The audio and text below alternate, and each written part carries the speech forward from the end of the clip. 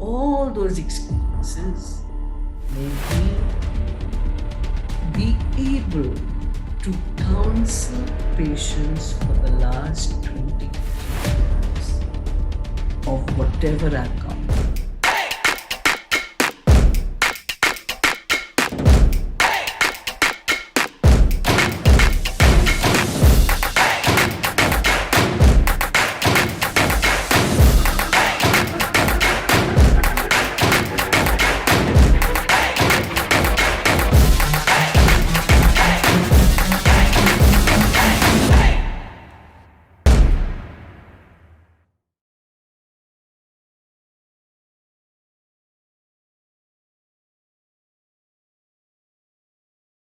The Right. pandemic has made many people reevaluate their life and work. Seeing so many people succumb to the COVID 19 disease was an eye opening, sobering experience. It hit home that life is so precious and too short. We are always one step away from disaster. In an instant, our time here is over. Hello and welcome to the Honest Talk by Freak Folks. I'm Harsh Pandey. For this particular session, we have with us very special guest today, Miss Neerja Malik, ma'am. She's a two-time Cancer Conqueror, a TEDx speaker, and has authored a book titled I Inspire. She has counseled many patients with complete love and always with a smile. So, first of all, ma'am, I welcome you to in this session. Thank you so much for joining and agreeing to share your thoughts with us. Thank you so much, Harsh, and to all the viewers. The divinity in me bows down to the divinity in all of you. It is such a pleasure, Harsh, because whenever I speak to the youth, I suddenly get a surge of the vibrations of being very youthful and very young. So don't ask me my age, but you can Sure, ask me whatever else you want. definitely. Thank you, ma'am. It's actually our pleasure too. So, moving to the topic of today's session, which we have chosen, is the more you praise and celebrate your life, the more there is in life to celebrate. Ma'am, my very first request to you is please explain to our viewers why is it very important and crucial to praise and celebrate our life. Oh, what a lovely, wonderful question. First of all, everyone out there, today is the 19th, and I know that this will be done later, but imagine the vibrations, Harsh, that are with us during this magnificently wonderful interview. It's full moon, the beaver full moon, it's lunar eclipse, Yes, it's Gurpurab, and it is also Kartika Deepa. right, So we've got all these wonderful planetary things happening. And now your question is, why should we celebrate life? And the thing is that if there is gratitude, we always say that, my dears, it is wonderful to have an attitude of gratitude. Because when there is gratitude, you are open, you are receptive to the abundance that God is gifting to us. And the more we are open, the more good things come our way. And the more good things come our way, the more we have to celebrate. right, Whether it's my birthday or Diwali or anything, I am celebrating being here with you and all the viewers watching us and listening to us. So anything to be celebrated. And from the time we wake up, Harsh, this is what life is all about.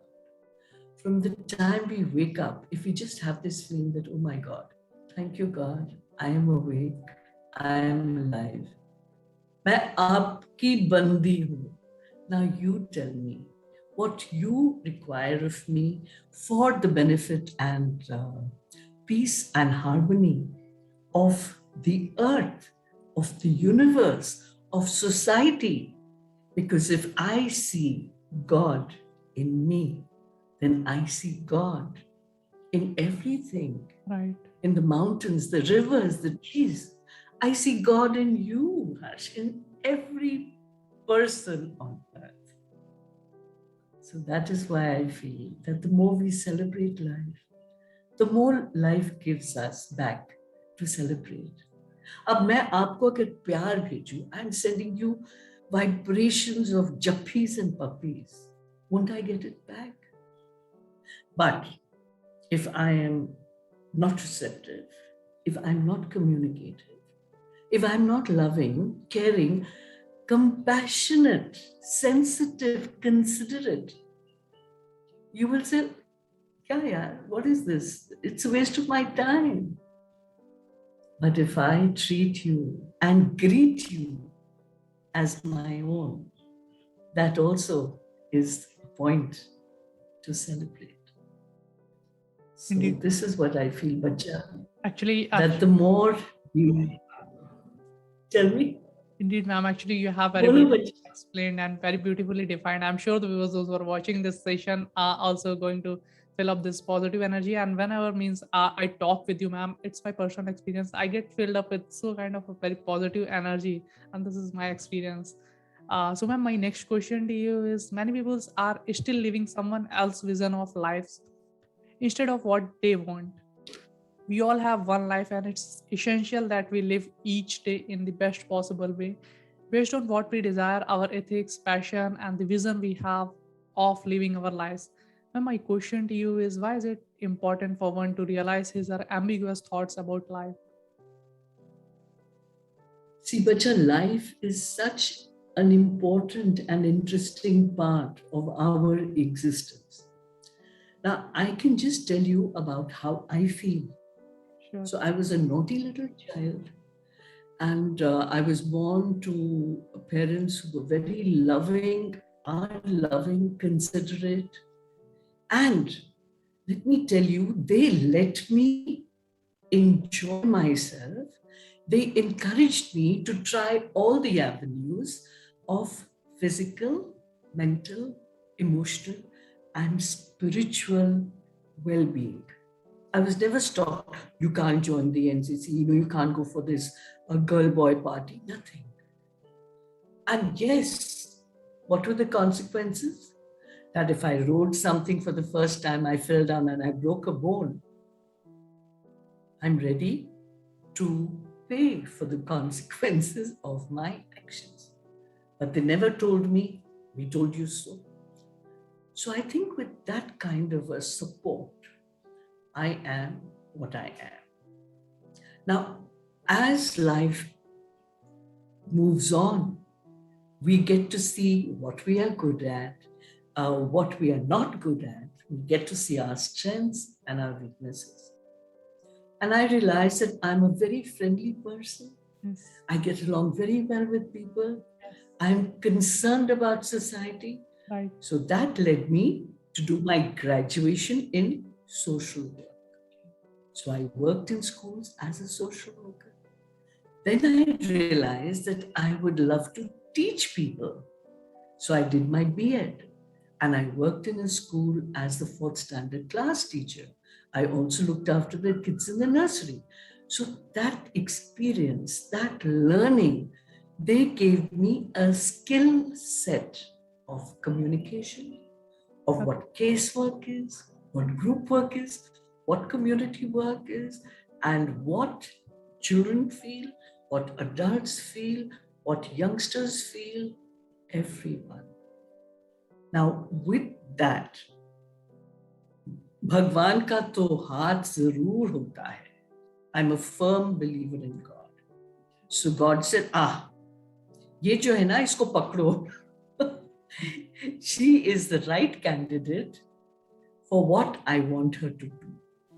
So when हमारी इच्छा coincides with what God's plan is for us, then it becomes ballipan.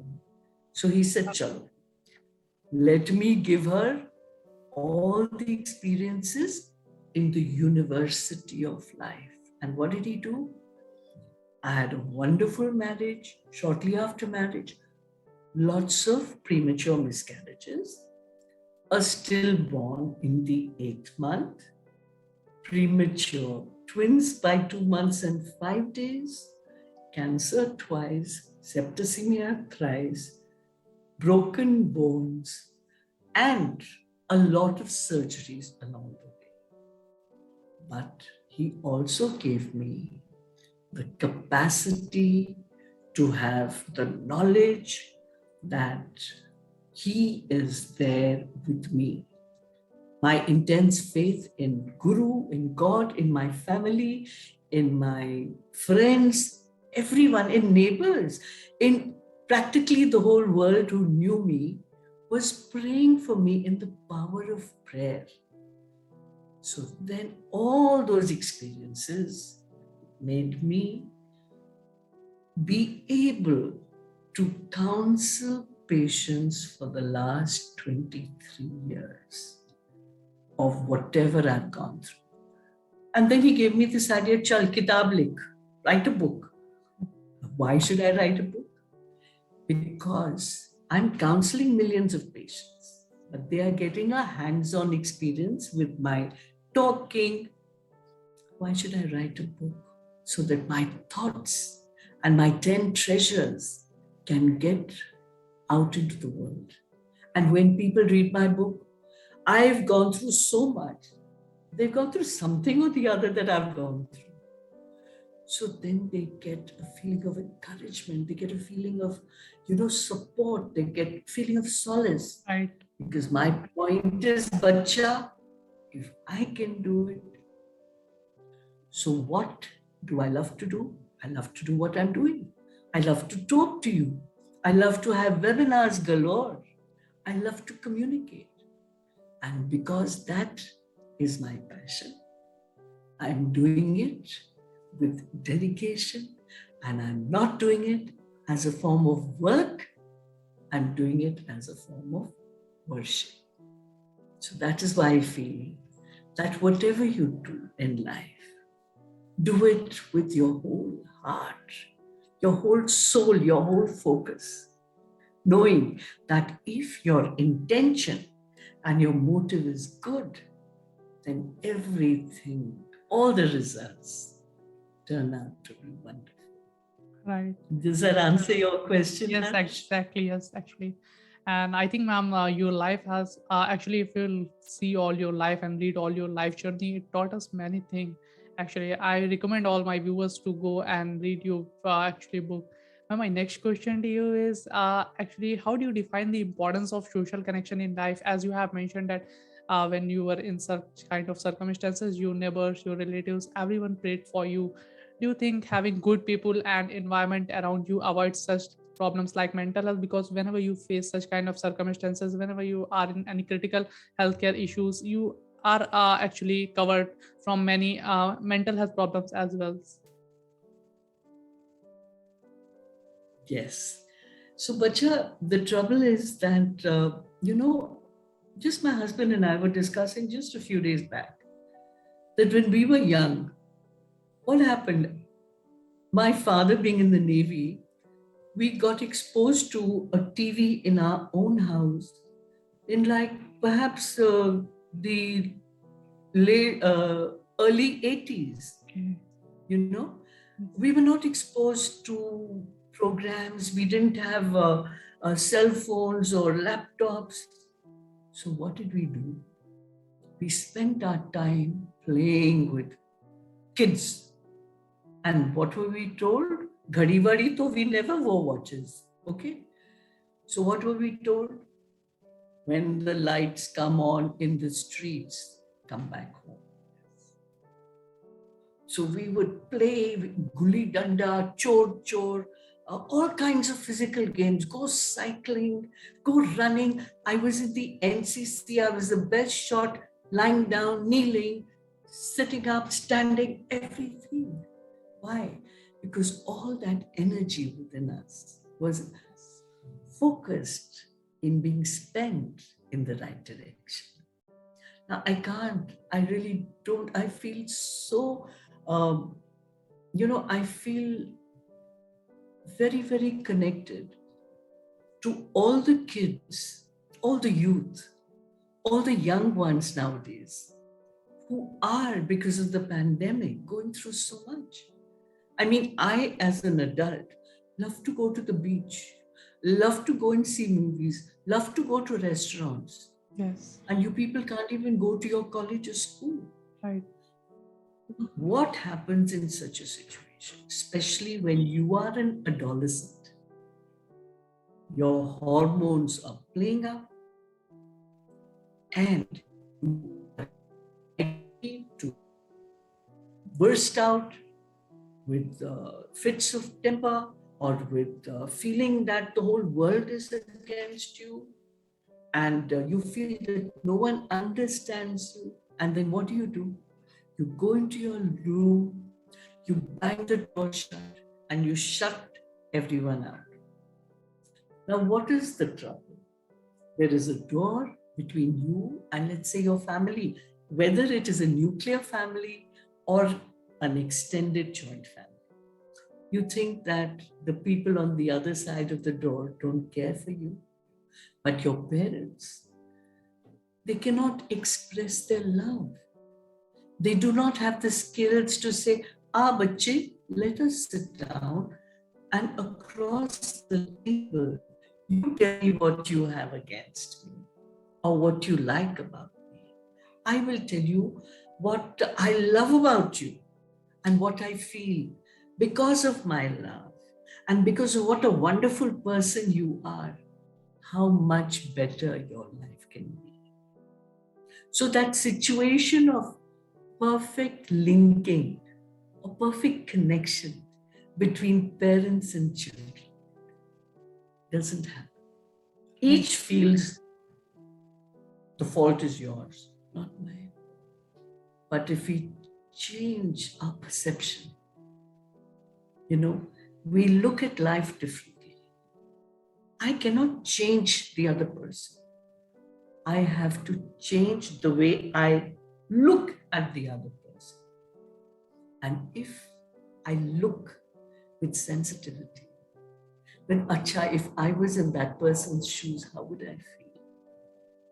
If I start thinking along those lines, if I broaden my horizon, if I feel कि हम सब एक हैं, we are all one, that is when there can be peace and harmony between. Otherwise, mental health was never such a problem. Yes, I can understand. You might say, but in those days they couldn't diagnose mental health problems. Yes. Correct. पर वो नौबत ही नहीं थी कि हमारी mental health को इतना कुछ हो, because we would get up in the morning and our mind was tuck, get ready, rush to school, stay back after class, book reading club, running club, then looking at birds club, checking out the greenery club, all kinds of things. And thake tute aate the, doodh piya, change your clothes, excitement, let's rush to play. Aaj kya khele? Come back, study, khao piyo, so jao. But we had so much time. We used to expend our energy in wonderful ways. And what were the wonderful ways? Playing outdoors with friends. और जो भी नोक झोंक होती थी, जो भी तू मैं होता था, मैं तू होता था, it would get sorted out, even if we came to blows with each other. But आजकल चुप group, I'm suffering, the other person is suffering, there's no communication. Whereas the community helps join hearts. And if we just realize that, कि हम सब प्यार के भूखे हैं. Right. We all love to be loved. Isn't that so much? Yeah, exactly. And if everyone around you is loving, isn't it? What more? All kya chahiye? Correct. All our problems would get washed away. Mental health will baar mein jaye because everyone will be happy and healthy. Indeed, ma'am. Actually, you have explained this whole process in a very beautiful way. I must appreciate this. And I'm very much impressed from your this answer, ma'am. I truly am impressed. Ma'am, my next question to you is actually this came from your previous answer only. Our daily life have been digitalized, tracked, and tied up in matters. Our real selves have split into online avatar and profile picture and status updates. A virtual life is sunny and bright. It's where we post our prettiest picture and tell all our best news. Is it real? Most importantly, is it healthy? Okay. One thing that I must tell you, Beta, that whatever I speak about is from my own personal experience. Yes. Now, many years back, the US Department of State had called me for the International Visitors Leadership Program. I never knew. I mean, I had a laptop in 2000. I started my email IDs and all that in 2000. But this was 2008. And guess what? We went to 6 cities in America. And in one of the cities, we were 15 people from all over the world. And I represented India. And this lady who represented Turkey, we all were there with some connection to breast cancer. It was the first ever IVLP done on breast cancer. I was the only person who had gone through breast cancer in that group of 15 people. Who were the others? They were doctors, radiologists of breast cancer. There was a reporter. There were people who were surgeons in breast cancer. And there were a lot of people who ran NGOs to spread the awareness of breast cancer, whether they were attached to places that had mammograms and sonography machines and all that. So this lady, she started my Facebook page in 2008, October. That's great. And the first thing, my children who were in India and I was in America, they said, "Ma, you can't be on Facebook. All our friends are on Facebook." Okay. And I still wonder why she started it. And she's in Turkey. We've met twice because I invited them to India for a big, huge conference on cancer. And this is what Feza told me. She said that I knew that you're so deeply involved in so much work that you will make good use of Facebook. Now, the other thing is, and I'm still thinking, what does she mean?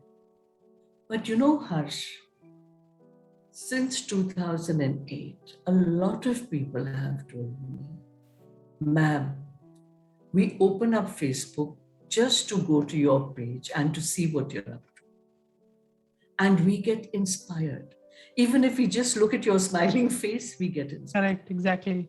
So what I do is, I try and I put whatever I can of my activities on Facebook. I also try and keep resharing memories. So in fact, I'll tell you one thing, Harsh, I was very sick from December 17 to about August 18. I went through septicemia 3 times. The bacteria gets into your blood.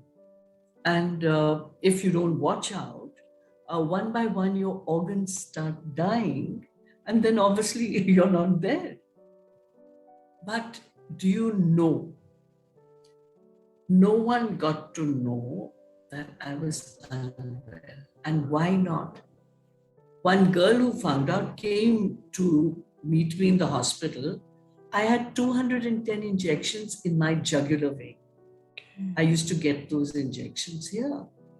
And she stood there and she said, "Can I take a picture with you?" I said, "No, not at all." And then my daughter called me up and she said, "Ma, I'm in the hospital bed, mind you. Ma, have you put something about your not being well on Facebook?" I said, "Not at all." This girl had gone down. She probably wanted the world to know how close she is to me. Okay. So I said, "No, you can't put that picture." She put another picture of both of us together and putting the location of the hospital I was in. "Get well soon. We are there for you." All that rubbish. When I got to know, I was very angry, Harsh. Why? I called her up. I told her to immediately delete it. And then I made her understand one simple thing.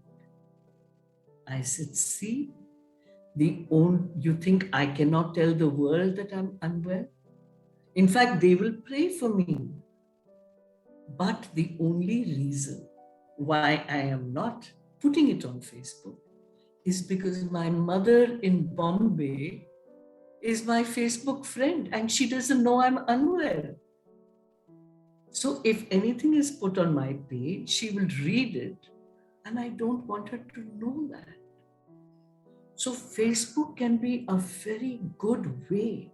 There are so many people who follow me, and someone or the other gets inspired, gets encouraged, gets solace, gets dil mein sukoon by what they hear or read about what I'm doing.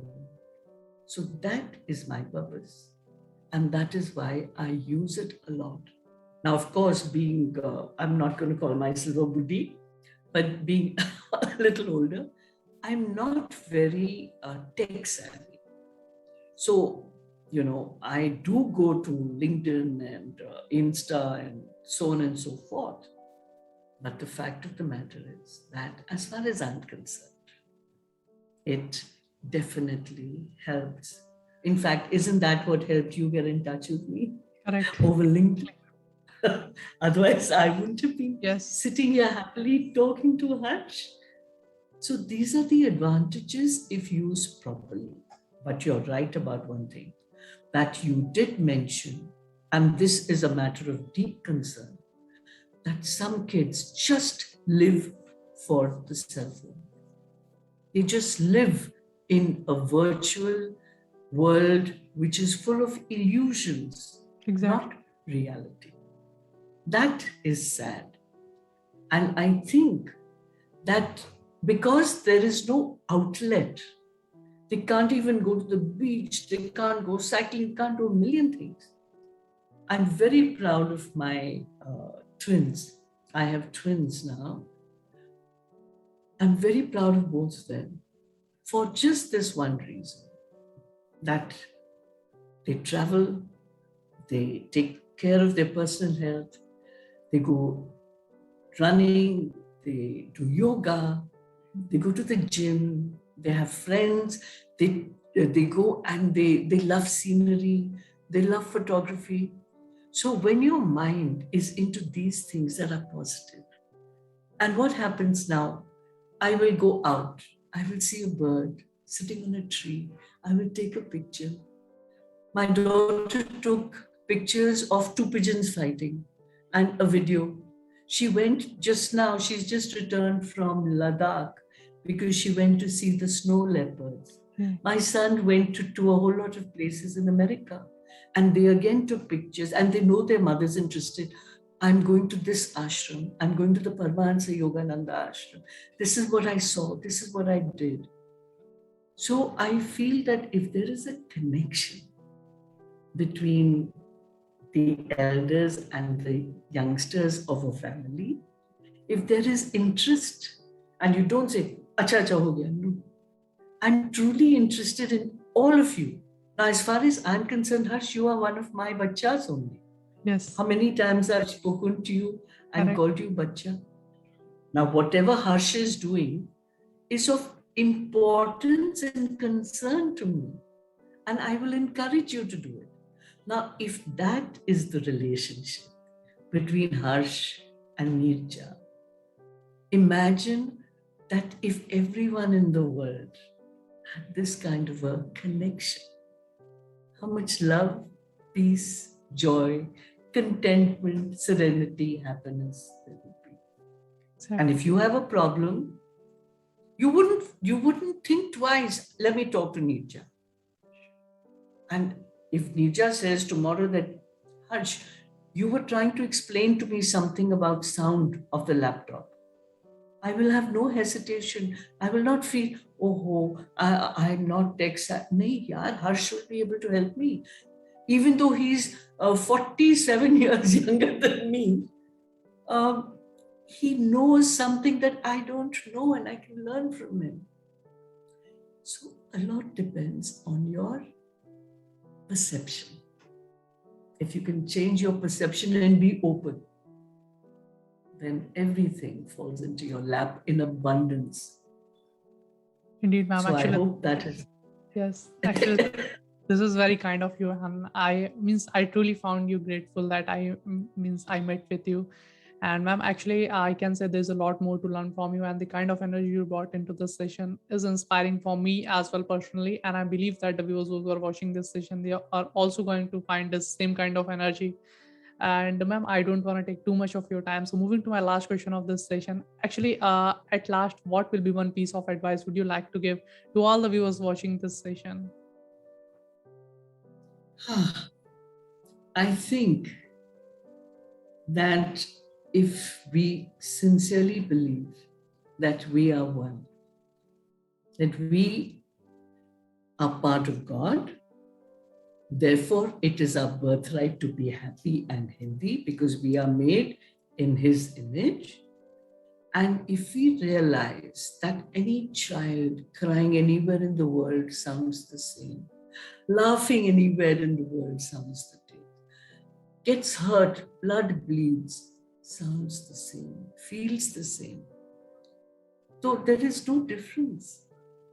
And if only we could shift from me, I, me, ego to hum, us, they, together, God and us are one.